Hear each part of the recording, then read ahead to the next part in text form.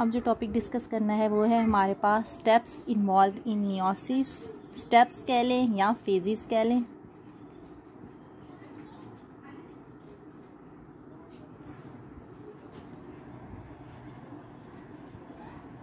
Phases of meiosis. Meiosis को हम 2 phases में डिवाइड करते हैं। मियोसिस को हम 2 फेजेस में डिवाइड करते हैं, मियोसिस 1 एंड मियोसिस 2। मियोसिस 1 को हम ओवरऑल कहते हैं हमारे पास reductional division. Meiotic 1 reductional divisions. Reductional division हम इसलिए बोलते हैं क्योंकि इसमें क्रोमोसोम्स की जो है वो रिडक्शन हो जाती है, क्रोमोसोम्स का नंबर रिड्यूस हो जाता है। और मियोसिस 2 को हम बोलते हैं, ये सिमिलर होता, मियोसिस 2 जो है similar to mitosis.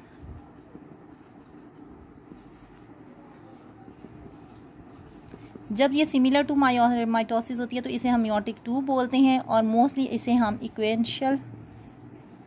Equational divisions भी बोलते हैं। अच्छा जी, ये इसके जो है अल्टरनेटिव नेम्स हैं और मोस्ट कॉमनली ये ऑब्जेक्टिव में पूछे जाते हैं। Meiosis 1 is a reductional divisions and meiosis 2 similar to mitosis and it is known as equational divisions. अब हम 1 बाय 1 इनके स्टेप्स को डिस्कस कर लेते हैं। Meiosis 1 is also known as reductional divisions because इसमें क्रोमोसोम्स के नंबर जो हैं वो रिड्यूस हो जाते हैं और इसको जो है हम डिवाइड करते हैं 4 स्टेप्स में। 4 स्टेप्स आपके पास इसमें कौन कौन से आते हैं। नंबर 1 है प्रोफेज। अब जब हम बात करें ना मियोसिस 1 की तो हम इसमें प्रोफेज लिखेंगे 1। सेकेंड आपके पास है सिमिलर पॉइंट्स आपके हैं जैसे माइटोसिस में होते हैं मेटाफेज 1, लेकिन चूंकि ये मियोसिस 1 के स्टेप्स हैं 3 आपके पास है एनाफेज 1। 4 पॉइंट आपके पास है टीलोफेज 1। और सिमिलर लाइक जैसे आपने माइटोसिस में पढ़ा था कैरियोकाइनेसिस। कैरियोकाइनेसिस मीन्स के पहले आपके पास होगा न्यूक्लियस की डिवीजन्स, फिर आपके पास होगी साइटोकाइनेसिस मीन्स साइटोप्लाज्म की डिवीजन्स। अब हम 1 बाय 1 जो है वो स्टेप्स को डिस्कस कर लेते हैं। प्रोफेज 1 जो है आपके पास, इसको हम फर्दर 5 स्टेप्स में डिस्कस करते हैं या 5 स्टेप्स में डिवाइड करते हैं और वो ये आपके पास है। अच्छा जी, प्रोफेज 1 है आपके पास, इसमें आपके पास 5 स्टेप्स आते हैं, 5 फेजेस आते हैं और ये जो है प्रोफेज 1 जैसा कि इसमें 5 स्टेप्स हैं तो ये जो है हमारे पास प्रोलॉन्ग फेज़ है या आप कह दें ये हमारे पास लॉन्गेस्ट फेज़ है। किसकी? मियोसिस की। लॉन्गेस्ट फेज़ ऑफ मियोसिस, सही है। अब 1 बाय 1 ड्यू डायग्रामेटिकली मैं आपको ये जो है प्रोफिलेप्टोटीन, जाइगोटीन, पैकिटीन, डिप्लोटीन और डायकाइनेसिस बता देती हूँ। ये आपके पास हैं फेजेस ऑफ प्रोफेज।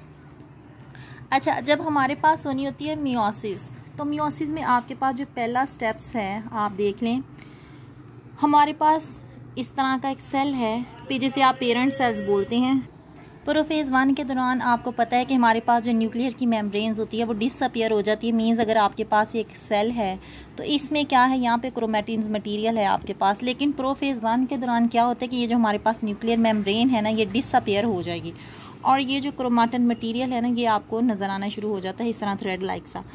लेप्टोटीन के दौरान क्या होता है कि ये जो आपके पास मटेरियल है ये क्या होना शुरू हो जाता है, ये आपके पास क्रोमाटिड्स बनना शुरू हो जाते हैं। इस तरह का क्रोमोसोम्स के स्ट्रक्चर जो हैं वो आपके पास बनना शुरू हो जाते हैं। इनमें आपके पास ये जो है लेग्स, इनकी जो है आर्म्स बनना शुरू हो जाते हैं। इन स्ट्रक्चर्स को आप कहते हैं क्रोमाटिड्स। मीन्स लेप्टोटीन के दौरान आपके पास क्या होता है, क्रोमाटिड्स फॉर्मेशन, क्रोमाटिड्स बनते हैं।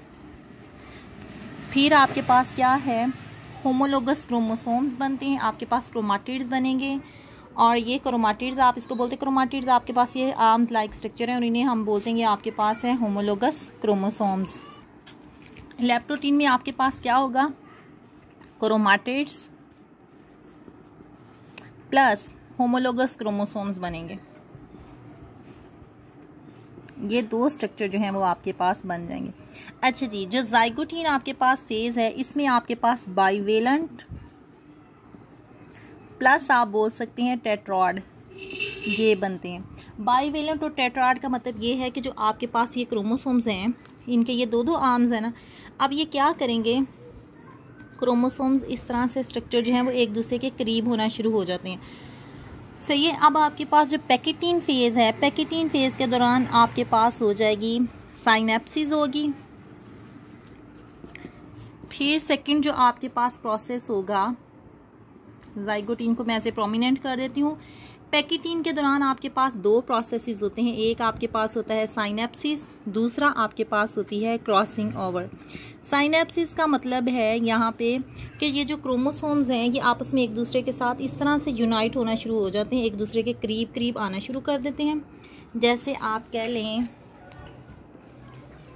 कि आपके पास दो क्रोमोसोम्स हैं, ये क्रोमोसोम्स क्या होंगे, एक दूसरे के करीब आना शुरू हो जाएंगे। जब ये एक दूसरे के साथ बिल्कुल करीब होते, come close to each other, इस प्रोसेस को हम कहते हैं साइनेप्सिस। और साइनेप्सिस के बाद क्रोमोसोम्स क्या करेंगे, मैं आपको क्रॉसिंग ओवर दिखाने के लिए कर देती हूँ। एक क्रोमोसोम्स को कलर कर दें और दूसरे क्रोमोसोम्स को आप सिंपल रखें। अब ये क्या करेंगे, अपने पार्ट्स जो हैं एक दूसरे के साथ क्रॉसिंग ओवर करेंगे कि ये अपने जेनेटिक मटेरियल को एक दूसरे का एक्सचेंज करेंगे। जहाँ पे क्रोमोसोम्स एक दूसरे के साथ, फॉर एग्जांपल उन्होंने यहाँ पे एक दूसरे के साथ एक्सचेंज किया है, तो यहाँ पे आप देख लो कि ये सारा क्रोमोसोम्स जो था, इतना पोर्शन कलर्ड आ गया है हमारे पास, और ये सारा जो था वो आपके पास अनकलर्ड है। अब इस वाले का एक पोर्शन हमारे पास इधर आ गया। अब जिस पोजीशन पे इन्होंने एक दूसरे के साथ मटेरियल चेंज करना था, वो पॉइंट्स जहाँ पे वो ये मिलते हैं, उसे हम कहते हैं हमारे पास है क्याज़मेटा फॉर्मेशन। क्याज़मेटा फॉर्मेशन, वहाँ पे क्याज़मेटा बन जाते हैं, और ये जो एक्सचेंज हमारे पास हुआ है उसको हम कहते हैं ये हमारे पास क्या है, क्रॉसिंग ओवर हो गई है। तो पैकेटीन के दरमियान हमारे पास क्रॉसिंग ओवर हो जाती है। डिप्लोटीन के दरमियान क्या होता है कि क्रोमोसोम्स की जो है वो, अच्छा, डिप्लोटीन के दौरान हमारे पास क्या होता है कि जो क्रॉसिंग ओवर हो चुकी थी, जो हमारे पास ये क्रोमोसोम्स जो थे उन्होंने क्रॉसिंग ओवर कर ली थी, ये एक दूसरे से सेपरेट होना शुरू हो जाते हैं। ये मीन्स डिप्लोटीन में आपके पास क्या होगा, जो क्रॉसिंग ओवर है वो क्या हो जाएगी, स्टार्ट हो जाएंगे, क्रोमोसोम सेपरेशन स्टार्ट हो जाएगी। अच्छा, ये सारा जो प्रोसेस है ये हमारे पास प्रोफेज का था। डायाकाइनेसिस के दौरान फिर क्या होता था कि जब यहाँ पे क्रोमोसोम्स की क्रॉसिंग ओवर हो चुकी, हमारे पास जो है जेनेटिक मटेरियल वेरी हो गया, तो इस प्रोसेस में एंड पे जो है न्यूक्लियर मेम्ब्रेन जो है वो डिसअपियर हो जाएगी, और वो हमारे पास होगा डायाकाइनेसिस। इसमें आपके पास क्या है, न्यूक्लियर मेम्ब्रेन डिसअपियर। ये थी आपके पास प्रोफेज। अच्छा जी, मेटाफेज जो 1 है ये आपके पास है सेकेंड स्टेप ऑफ मियोसिस। इसमें क्रोमोसोम्स क्या करते हैं, अपने आप को इक्वेटोरियल प्लेट्स पे अरेंज करते हैं ऐसे।